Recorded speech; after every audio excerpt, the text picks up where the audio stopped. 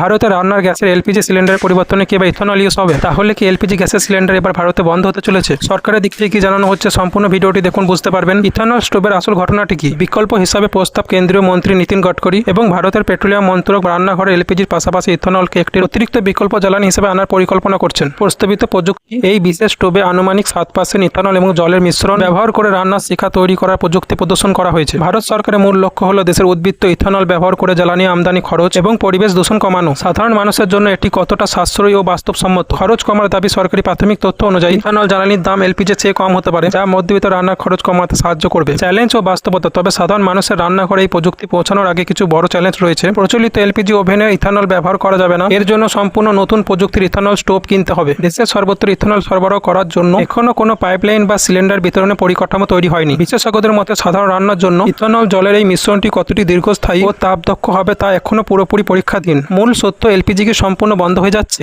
না, এখনই বন্ধ হচ্ছে না। 1 অক্টোবর বা নিকট ভবিষ্যতে ভারতের রান্নাঘর থেকে এলপিজি সিলিন্ডার সম্পূর্ণ বিদায় নিচ্ছে এমন কোনো সরকারি ঘোষণা বা সিদ্ধান্ত হয়নি। এলপিজি নেটওয়ার্ক এবং উজ্জ্বলা যোজনার মতন প্রকল্প আগের মতোই সক্রিয় থাকবে। সংক্ষেপে এই উদ্যোগটি ভারতের একটি পরিবেশ বান্ধব এবং দূরদর্শী পরিকল্পনা। তবে এটি আপাতত প্রাথমিক স্তরে ও নীতিগত আলোচনার মধ্যে রয়েছে। সাধারণ মানুষের আতঙ্কিত হওয়ার কোনো কারণ নেই। এলপিজি পরিষেবা স্বাভাবিকভাবেই চালু থাকছে। তথ্যটি যদি ভালো লাগে ভিডিওতে একটি লাইক দেবেন। আরও এমন ইনফরমেটিভ নতুন নতুন তথ্যের জন্য চ্যানেলটি সাবস্ক্রাইব করে নিন।